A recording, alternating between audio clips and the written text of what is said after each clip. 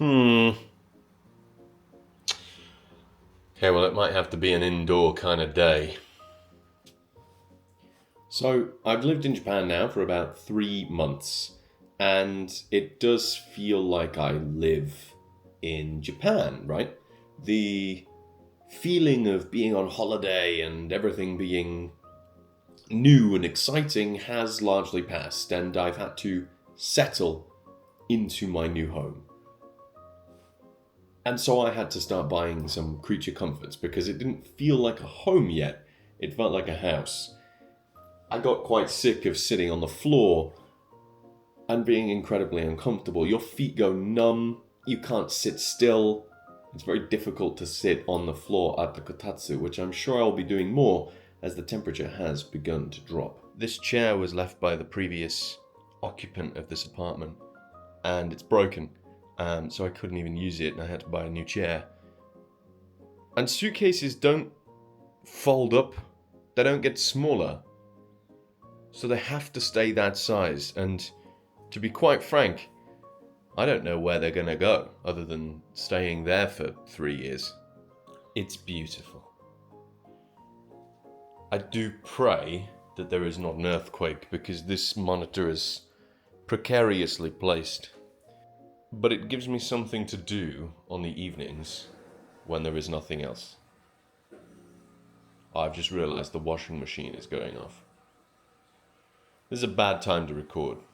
What used to be exotic has now become simple and just part of life. Sometimes an inconvenience. For instance, I've just had a letter yesterday to pay my electric bill, which means I now have to go somewhere to pay my electric bill because it's done in cash. Honestly, going to the convenience store is a relatively painless experience, despite my earlier complaining. For me, it's about a 20-minute drive, so I normally have to make it worth my while to go to the convenience store, not just to pay a bill. So I'll often get some food, and deciding what food to get is always the most difficult part, but onigiri is a must. The tuna mayonnaise is probably the best one, I think. And some fried chicken, which, quite frankly, is not good for me, but it's bloody delicious. If I was to give a piece of advice for being or living in Japan, it is always have spare cash. Most of society runs on cash, and having cash in hand is super useful for when those unexpected scenarios come up.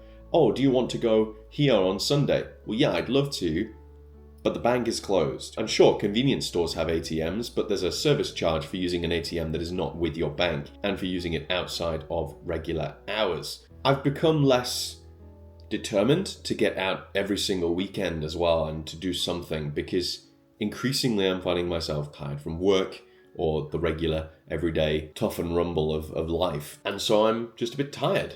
Gunma itself actually doesn't have a great deal of things to do necessarily, and everything there is to do is miles away. It's perhaps a 2-hour, 3-hour drive.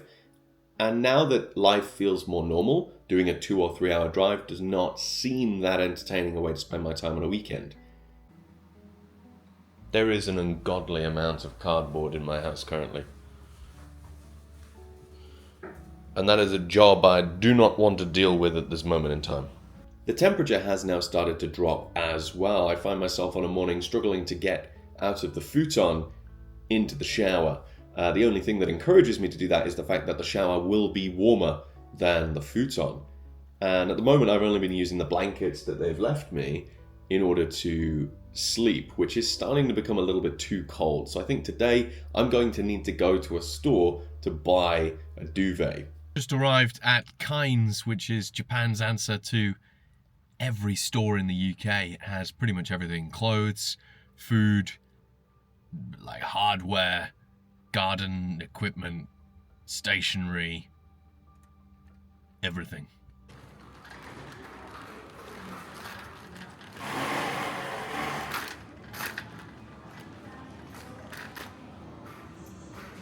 On the left is food.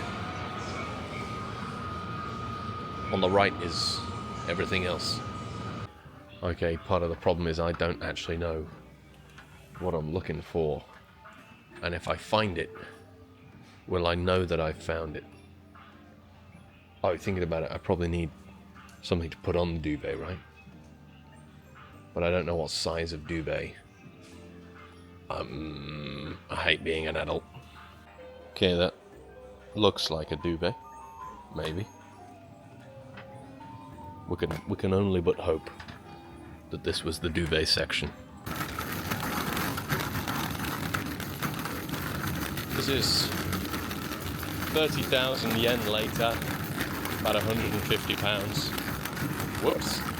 And that is why trips to Kynes are a rare occurrence for me, because if I'm allowed into the store, I will inevitably bankrupt myself. I think I might also pop into the clothing store and try to buy some jumpers and warm items of clothing, because when I moved here, that wasn't what I was thinking about. It was middle of summer, it was boiling, and so I didn't really bring a lot of warm clothes. And warm clothes take up a lot of room in the suitcases, right? So I decided that it was best for me to just buy the clothes over here. Well, autumn is here, it's getting cold, and I'm gonna need some warmer clothes. Now, probably. Yeah, don't let me go to Uniqlo either. I spent more money! After a hard day shopping, it's only right that I go to the local cafe. This is Moku Moku. I was never a big fan of going to cafes in the UK, but over here it's just a different experience. It's lovely to be so welcomed, and also they give me Yorkshire tea and cheese toasties. But it's better to have an addiction to that than to Family Mart fried chicken.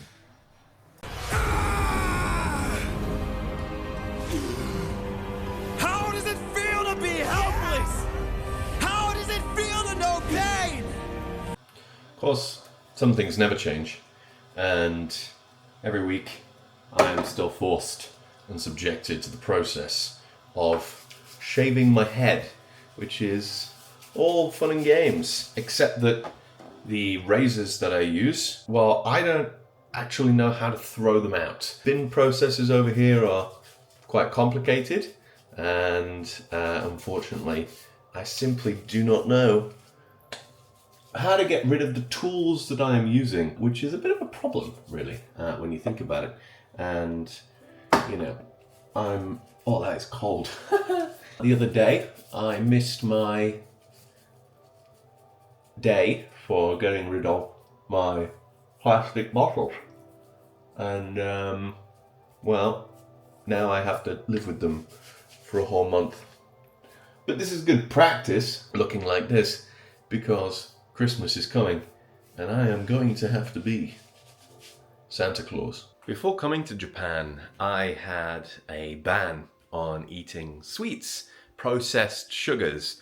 I did this because I was gaining quite a lot of weight and, quite frankly, couldn't be bothered to go to the gym. And I'm a person that needs to make promises in order to fulfill them, right? So had I not said to myself and everyone else that I will not eat sugar, then I would have been probably eating sugar after a week and given up. However, I made myself a promise, and that promise was no eating sugar until you get to Japan. So with that end goal in mind, I powered through. My leaving party before I came here, I didn't even eat the cake that I was given. It was really, really hard line. Once I arrived in Japan, first thing I did was eat sugar, and at first it tasted far too sweet for me and not really something I wanted to do, and I thought maybe I just won't eat sugar anymore. However, after a couple of weeks I started eating lots and lots of sugar here in Japan. Now what that meant was I was gaining a little bit of weight, and so I need to lose that weight, and so again I had to make a promise to myself, and that promise this time was that I was going to be inspired by Saitama from One Punch Man, who did 100 press-ups, 100 sit-ups, I think 100 squats, and 10-kilometer run every single day. I am not running 10 kilometers ever, so that's out the window. But the other part is something I now do every single day. Every day, just sort of on my kitchen floor, I will do 100 of those. Now yesterday I bought some scales to see if I was actually losing any weight. I'm not, but I do feel much better about myself. Today is actually a Sunday, so those 10 push-ups are 10 more than I would normally do on a Sunday. So one of our local residents makes scones. I never really ate scones before coming here, but now seems like the perfect time to really get into scones. And I like my scones a little toasted. So at the moment they are in the grill, though you do have to watch the grill quite carefully because it takes a while to get hot, and then once it gets hot, it will burn your toast very quickly and your scones. So I'm just watching mine now. Now what they also make locally is jam. So here I have homemade apple jam.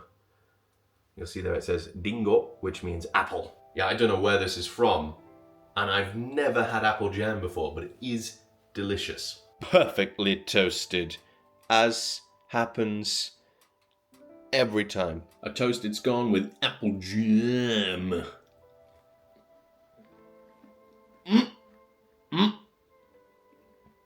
I was getting a little frustrated with the backpack taking up so much room and being quite heavy and cumbersome. So now I bought this little satchel type thing for my wallet and, more importantly, my camera. And this makes it a lot easier for me to not have to put my camera in my pockets, but I can just have it easily accessible on me at all times. And when I'm done, I can just flick it round the back. I've never had something like this before, and I've always thought it would be incredibly useful. So today we're going to test it out. We're going to go, looks like the weather's doing well, so we're going to go. Is that a beetle on my curtain? It is. How did that get in my house? You can come with me. I don't know if you can see that. A stink bug. Okay, now, I do not like bugs. So let's see if we can catch it. Okay, I got it. And I think it's dead, so. I've come to Shorinzan Daruma-ji Temple. The, I guess, main Daruma place.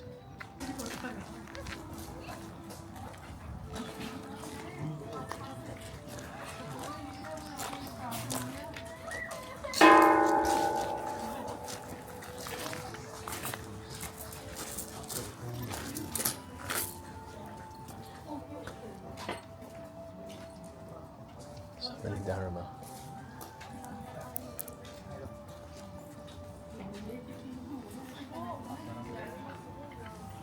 Got some incense burning here. And a big Daruma. You get a beautiful view from here of the mountains and the city in the background, which I think is Maebashi or Takasaki, or a combination of both, because every city in Japan bleeds into each other until eventually they reach the heartland of Tokyo. This might be the first carp I've seen.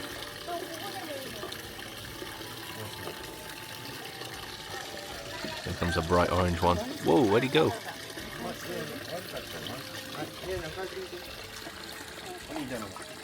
I came down a long flight of stairs to see what was at the bottom, and as it turns out, it's a road, so that was completely pointless. However, what I have found is a little sort of stream type thing, and you actually might be able to hear the bell in the background there. People are ringing that pretty consistently. But it's always beautiful to come to these temples because there is flowing water pretty much everywhere. As in Buddhism, being clean and keeping things flowing is really, really important, and sort of stagnant water is seen as problematic. I don't know the ins and outs of it. You'll notice I'm having to climb back up the stairs now, so this might take me a while, but I have noticed that in parts of the stairs there is a small little walking excursion. I feel like I've pretty much done most of the temple now, so I'm going to go and see what I find. You might be able to see at the top there is the bell. It's kind of hanging over a bridge, which is what I had to walk down to get under here. But what I'm interested in now is this little footpath that no dogs are allowed down.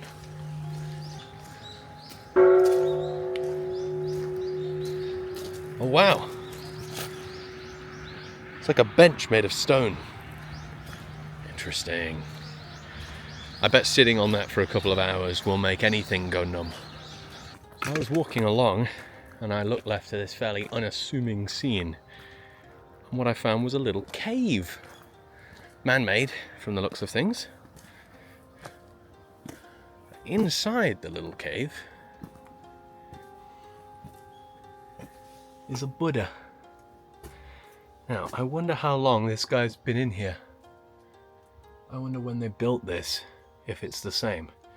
Looks like there are some 1 yen coins, offerings to the Buddha.